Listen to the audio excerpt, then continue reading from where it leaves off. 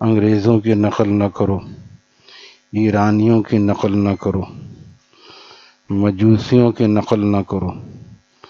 اگر نقل کرنی ہے تو نبی پاک علیہ السلام کی نقل کرو۔ یہ نقل کارآمد ہے، سب بیکار ہیں، اور کارآمد نقل انگریزوں کی نقل سے کیا ہوگا کہ آدمی انہی جیسا، اگر انہی کے ساتھ اٹھایا گیا تو کیا ہوگا۔ ایرانیوں کی نقل کیا ہے، محرم آتا ہے تو بہت سے لوگ کالے کپڑے پہننے لگتے ہیں، سمجھتے ہیں کہ وہ غم کا مہینہ ہے، جبکہ مسلمانوں کے نزدیک کوئی مہینہ غم کا نہیں ہے۔ خوشی کے اور مبارک مہینے اور مبارک ساعتیں بہت ہیں، لیکن غم کا اور منحوس مہینہ اور دن کوئی بھی نہیں، نہ سفر کا مہینہ منحوس ہے نہ محرم کا۔ ہم اپنے عمل کو نہیں دیکھتے، عمل بہت اچھا ہے اور مہینے کو منحوس قرار دیتے ہیں۔ شہادت اسلام میں منحوس چیز نہیں ہے، لہذا کسی غیروں کی تقلید نہیں کرنی چاہیے، خاص کر ایسے دنوں میں بہت سے جو نوجوان اس لیے پہنتے کہ آج کل یہ فیشن چل رہا ہے۔ یہ فیشن نہیں ہے، مذہب ہے۔ مذہب اور فیشن میں فرق ہے۔ انگریزی بال رکھنا بھی آپ علیہ السلام کی سنت کے خلاف ہے، لیکن انگریزوں سے کوئی عقیدت کے ساتھ ایسا نہیں کرتا، لیکن بعض مسلک کی عقیدت میں ایسا کرنا کہ یہ سوچ کے کہ یہ جو اس سے کوئی غم کا اظہار ہو رہا ہے کالے کپڑے سے، آپ علیہ السلام نے منع فرمایا، رونے سے منع نہیں فرمایا۔ کسی کا انتقال ہو جائے تو آدمی رو لے منہ چھپا کے، یعنی آہستہ آواز میں، آواز کتنی بھی نکلے، نوحہ نہ کرے۔ آپ نے لعنت فرمائی نوحہ کرنے والوں، واویلا کرنے، ہائے کیوں مر گئے، کیسے چلے گئے، کیوں چلے گئے، پوتا زندہ ہے، دادا زندہ ہے، پوتا چلا گیا، ہائے ایسا کیوں، یہ منع فرمایا ہے۔ اس کو نوحہ کہتے ہیں۔ اور رونے میں کوئی حرج نہیں ہے، کیونکہ بعض دفعہ غم ایسا ہوتا ہے کہ آدمی منہ چھپا کے روتا ہے، کھانا نہیں کھایا جاتا، اس سے غم کا اتنا اثر ہوتا ہے۔ تو کسی فطری چیز کو اسلام نے روکا نہیں ہے۔ یہ واویلا غیر فطری چیز ہے۔ گالوں پہ تماچے مارنے والوں پر آپ نے لعنت فرمائی، جو اپنے آپ کو مارتے ہیں، کپڑے پھاڑتے ہیں، بالوں کو نوچتے ہیں، یہ سب اداکاری ہے۔ فطری چیز غم کے رونے پہ کوئی پابندی نہیں۔ اسی طرح ہنسنے پہ بھی پابندی نہیں ہے۔ قہقہہ لگانا مکروہ ہے، ہا ہا ہا ہا کر کے ہنسنا، یہ قہقہہ لگانا ہے۔ کسی کو ہنسی آئے کسی بات پہ وہ ہنس لے، ہنسنے میں کوئی گناہ نہیں ہے، لیکن قہقہہ لگانا جس کو مصنوعی کہتے ہیں یہ مکروہ ہے۔ بہت سے لوگ سمجھتے ہیں کہ بیان میں بھی یہ لوگ لطیفے سناتے ہیں، حکیم محمد تھانوی رحمہ اللہ تعالیٰ نے سنائے، ہمارے اکابر سناتے ہیں، تو اس میں ہنسنے میں کوئی حرج نہیں، اس میں اس کو عام ہنسنے کو قہقہہ نہیں کہتے۔ قہقہہ اس کو کہتے ہیں جو بناوٹی ہنسنا ہو، تو بناوٹی ہنسنا بھی منع ہے اور بناوٹی رونا بھی منع ہے۔ یہ 1350 سال بعد رونا کہاں سے آ رہا ہے؟ ہمیں تو 13 سال بعد نہیں آتا۔ میں نے صبح بھی عرض کیا ہمارے والدین کا انتقال ہوا 2007 میں، اب ہم 24 میں داخل ہو گئے، چلو 15 16 17 سال ہو گئے، لیکن کہاں رونا آتا ہے؟ یاد بھی آئے تو رونا نہیں آتا۔ تو سگے والدین اور بھائی کے اس پر رونا نہیں آتا، یہ کتنی نسلوں کے بعد رو رہے ہیں۔ یہ اصلی ہو سکتا ہے؟ یہ بناوٹی ہے، صرف ایک جیسے دکھاوا، اور پہلے سے پہلے بہترین بیان چل رہا ہوگا، بعد میں خاص کر رونے والی باتیں کی جائیں گی اور رونے کو ثواب سمجھا جائے گا۔ ایسا رونا کوئی ثواب نہیں۔ ہاں کبھی غم ہو کہ رو لے، انا للہ پڑھ لے، اس کو اس پر اجر ملے گا۔ بالفرض انسان ہے، خاص کر عورتوں کو یہ دکھ ہوتا ہے، ہائے ہمارے ابا چلے گئے، کسی خاص موقع پہ یاد آ گئے، آنسو آ گئے، انا للہ پڑھ لی، اس پہ اجر ملے گا، جو دکھ ہوا ہے اس پر اجر ملے گا۔ لیکن رونا، چلانا، واویلا کرنا، گالوں کو تماچے مارنا، یہ ایرانیوں کی نقل ہے۔ یہ فرما رہے ایرانیوں کی نقل نہ کرو، اور مجوسیوں کی نقل نہ کرو۔ مجوسی کی نقل کیا ہے؟ یہ پٹاخے بازی، یہ جو اپنے بچوں کو پیسے دیتے ہیں، اور اب رجب آ گیا ہے، شب برات میں پٹاخے، شب برات میں پٹاخہ، کوئی شب برات سے پٹاخے کا کیا تعلق ہے بتائیں؟ کوئی ثابت کرو۔ چل حلوے کو تو ثابت کرتے ہیں کہیں سے کہ حضرت اویس قرنی نے دانت توڑوائے تھے تو حلوہ کھایا تھا، تو ہمیں بھی دانت توڑوانے چاہیے۔ جب 32 دانت ٹوٹ جائیں گے تو چاول روٹی تو کوئی کھا نہیں سکے، حلوہ ہی کھانا پڑے گا۔ تو پہلے 32 دانت توڑواؤ، پھر اس کے بعد حلوہ کھاؤ۔ اول تو یہ روایت پیدل ہے، کہا جاتا ہے کہ ایسا ہوا تھا، یہاں ایسی روایت ہے اور کہا جاتا ہے، وہ سمجھ لو پیدل ہوتی ہے۔ کہا جاتا ہے. حالانکہ غزوہ احد میں آپ علیہ السلام کے دندان مبارک شہید ہوئے تھے غزوہ احد میں. اور تاریخ دیکھیے غزوہ احد ہوئی ہے شوال میں، اور حلوہ کب کھایا جاتا ہے؟ شعبان میں، 2 مہینہ ایڈوانس. ایسے لوگ تاریخ واریخ سے سب بے خبر ہوتے ہیں، بس ان کو چاہیے کھانا پینا چاہیے، دین کا نام لے کے کھانا پینا ہونا چاہیے. تو اس لیے اگر کوئی ایسا کرتا ہے تو وہ دیکھے تو صحیح کہ تاریخ کیا کہتی ہے، اور پٹاخہ کہاں سے آ گیا. چلو اس کو کھانے پینے کو تو کسی طرح داخل کر دیا مذہب میں، پٹاخہ کہاں سے آ گیا؟ یہ مجوسیوں کا عمل ہے. شادی بیاہوں میں یہ ہوتا ہے، کتنے وہ چھوڑے جاتے ہیں پٹاخے، اور کتنی زوردار آواز آتی ہے. لاکھ روپے خرچ ہوا، یہ 5-7 سال پہلے کی بات ہے، بہت ہو رہا تھا. تو میں نے کہا کیا ہے؟ پتہ چلا کہ جو شادی تھی اس میں 1 لاکھ روپے کی آتش بازی کی گئی. 1 لاکھ روپیہ پھونک دیا گیا آگ میں. نقل مجوسیوں کی ہے، پیسہ ہمارا ضائع ہو رہا ہے، اور آخرت میں اس اسراف کا پوچھا جائے گا جو پیسہ ضائع ہو رہا ہے.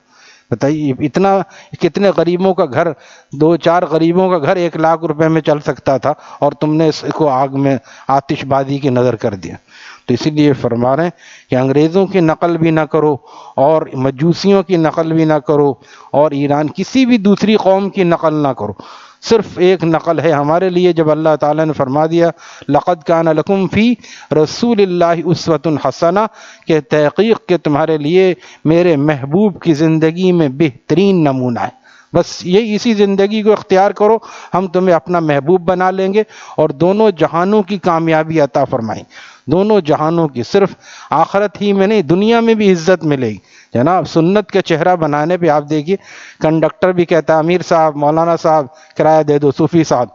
اور ایک صاحب آئے بس میں چڑھے تو انہوں نے خود بتایا ہمارے حضرت والا سے کہ وہ ایک بڑے میاں کہنے لگے کہ بھئی ان کو جگہ دے دی، جو داڑھی والے چڑھے نا ان کو جگہ دے دی. ایک نوجوان اٹھ گیا، آئیے چاچا بیٹھیے. اس زمانے میں انکل نہیں کہتے تھے، کئی سال پرانی بات. اب جو ہر بڑے کو انکل کہتے ہیں، حالانکہ انکل جو ہے یہ غیروں کا طریقہ ہے. چاچا ہے، خالو ہے، بڑے ابا ہیں، یہ پہلے زمانے میں یہ کہا جاتا. لیکن اب جو ہے وہ خالہ خالو ختم ہو گئے، آنٹی اور انکل آ گئے.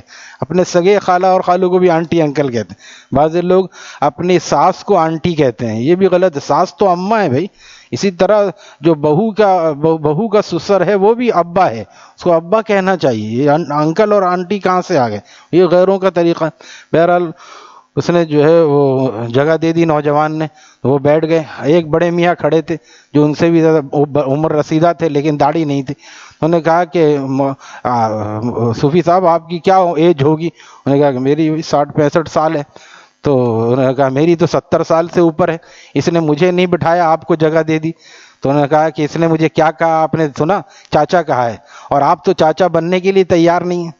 داڑھی میں اللہ تعالیٰ نے عزت دی ہے، تو چاچا کہہ کہ اس نے بٹھایا، اور آپ تو چاچا نہیں بھتیجے بننے کے لیے تیار ہیں داڑھی منڈا کے. تو یہ تو اپنی عزت. دین میں صرف آخرت کی کامیابی نہیں، دنیا کی عزت بھی اسی میں ہے. آپ دیکھیے لوگ اس پہ اعتماد کرتے ہیں، اسی لیے بہت سے لوگ اسی لیے رکھتے ہیں. لیکن اگر کوئی داڑھی اس لیے رکھے کہ لوگ اعتماد کریں گے، اور پھر وہ اعتماد کو ٹھیس پہنچائے، تو یہ ایسا کرنا گناہ ہوگا. نبی کی سنت کو اس لیے استعمال کرنا کہ کوئی ہم پر اعتماد کرے اور پھر وہ چنٹ پنا کرے. حضرت والا نے سنایا تھا حیدرآباد میں ایک آدمی سب سے پہلے نماز میں آتا تھا مسجد میں، اور سب سے دیر سے نکلتا تھا. اعتماد قائم کر رہا ہے، داڑھی سب کچھ. اور پھر لوگوں سے کہا کہ میں لوگوں کو باہر بھیجتا ہوں، اتنے پیسے. اس زمانے میں 10-20 ہزار روپے اس نے لیے، آج ہوتے تو 2 لاکھ ہوتے. یہ 30-40 سال پہلے کی بات. لوگ بھی ایسے، لالچ ایسی چیز ہے، نہ اس کا گھر پوچھا، نہ شناختی کارڈ دیکھا، سب نے پیسے دے دیے. کئی لوگوں نے، جب خوب لوگوں نے پیسے دے دیے تو سجدے سے سر اٹھا تو کہیں آستہ نہ تھا. پھر وہ نمازی صاحب نظر ہی نہیں آ رہے. اب شکایت کرے وہ اتنے نمازی تھے، چہرے پہ نماز کا نشان، پیشانی پہ. یہ سب دیکھتے ہو، یہ سب دیکھنے کی معاملات کی طرف. تو یہ کیا ہے؟ دین کو بدنام کرنے والے لوگ. اسی لیے معاملات کو معاملات کی طرح پرکھو. صرف یہ نہ دیکھو کہ وہ مسجد میں جاتا ہے، بلکہ یہ دیکھو، سفر کرو اس کے ساتھ، معاملات کرو، پھر پتہ چلتا ہے آدمی کیسا ہے. ورنہ لباس خضر میں پھرتے ہیں ہزاروں راہزن. اگر دنیا میں جینا ہے تو پھر پہچان پیدا کر. پہچان ہونی چاہیے اور اس کا تحقیق ہونی چاہیے، بجائے اس کے اندھا اعتماد کرتے ہیں اور پھر اس کے بعد دھوکہ کھاتے ہیں، پھر اس کے بعد پریشان ہوتے ہیں اور پھر بدنام کرتے ہیں کہ وہ داڑھی والا تھا۔ پھر داڑھی سے اس کا کیا تعلق؟ اس کا تعلق داڑھی، اس کا تعلق اندر کے ایمان سے، کوئی بھی کر سکتا ہے، بہت سے بغیر داڑھی والے بھی ایسی بے ایمانی کرتے ہیں، اس کا تعلق داڑھی سے نہیں۔ لیکن اب یہ بتا رہا ہوں، اگر کوئی اس وجہ سے ایسا کرتا ہے تو وہ دوہرا گناہ کا مارا ہے۔ ایک تو گناہ اوپر سے نیکوں کی شکل بنا کے گناہ کرنا اور نیکوں کو بدنام کرنا۔ چنانچہ حضرت عالمگیر رحم اللہ تعالی، دیکھیے بادشاہ تھے جن کو رحم اللہ تعالی کہا جاتا ہے، وہ جب جہاد پہ جاتے تھے تو ان کی کوئی رخ مقرر نہیں ہوتی تھی، وہ بس پہلے سوچ لیتے تھے، بتانے سے پتہ چل جاتا، دشمنوں کو خبر پھیل جاتی۔ لہذا ایک ان کے دربار میں ایک درباری تھا جس کو بہروپیہ کہتے، تو بہروپیہ جو ہے اس نے کہا کہ بادشاہ سلامت آپ مجھے پہچان جائیں تو میں، بادشاہ نے اس سے کہا کہ میں اگر تم ایسے بہروپیت اختیار کرو کہ میں نہ پہچانوں تو میں تمہیں انعام دوں گا، 1000 اشرفی تمہیں دوں گا۔ اس نے کہا ٹھیک ہے، وہ کبھی فقیر بن کے آ گیا، بادشاہ نے پہچان لیا، کیونکہ مومن کی فراست سے ہوشیار رہو، وہ اللہ کے نور سے دیکھتا ہے۔ کئی روپ اس نے دھارے، بادشاہ نے پہچان لیا۔ پھر کیونکہ دربار میں رہتا تو اس کو بادشاہ کا پتہ تھا کہ بادشاہ سلامت صوفیوں سے اور مولویوں سے بہت جلدی متاثر ہو جاتے، اس میں تحقیق نہیں کرتے کیونکہ اس پہ اندھا اعتماد ہوتا ہے۔ تو پھر اس نے کیا کیا کہ ایک علاقے میں جا کے، اس کو پتہ چل گیا دربار میں رہنے کی وجہ سے کہ کس طرف کو اب جہاد کے لیے جائیں گے، وہاں جا کے وہ بیٹھ گیا۔ داڑیاں تو زمانے میں ہوتی تھیں، انگریزوں کے آنے کے بعد مسلمانوں نے داڑھی کٹائی، اس سے پہلے داڑھی کٹانے کا مردوں میں رواج نہیں تھا، کیونکہ اس کو عورتوں کا فعل سمجھا جاتا تھا۔ لہذا انگریزوں کو دیکھ کے ہمارے مسلمانوں نے کام شروع کیا زمانے میں داڑھی سے، لہذا وہ گیا، تسبیح وغیرہ لی اور بڑی سی چادر لی اور بڑی تسبیح لی، ایک جھوپڑی بنائی، وہاں بیٹھ گیا اور تھوڑی اپنا حلیہ جہاں تک ہو سکتا تبدیل کیا۔ تو وہاں سے پھر اس کو پتہ تھا جہاں عالمگیر جاتے ہیں اس راستے کے اولیاء اللہ سے دعا کرواتے ہیں کہ بھئی ہم جا رہے ہیں اللہ کے راستے میں جہاد کے لیے، آپ ہمارے لیے دعا کریں۔ تو وہاں سے جب گئے تو ان کے پاس بھی گئے، اب ان کے پاس گئے، ان سے کہا حضرت دعا فرمائیں ہمارے لیے اور ہم آگے ہم جا رہے ہیں۔ تو اس نے کہا کہ ٹھیک ہے دعا کرتے ہیں، دعا کر دی۔ لیکن جب دعا کر دی اس نے پھر اشرفی کی تھیلی دی جیسے دیتے ہیں عام طور پہ ہدیہ، تو اس نے واپس پھینک دیا، تم ہمیں دنیا کا کتا سمجھتے ہو، چلو اٹھاؤ یہاں سے۔ تو پھر وہ اور متاثر ہوئے اور آگے چلے۔ جب وہ آگے چلے تو پھر کہا کہ بادشاہ سلامت لائیے میرا انعام، لائیے میرا انعام۔ تو کہا میں نے دے تو رہا تھا، تم نے کیوں نہیں لیا؟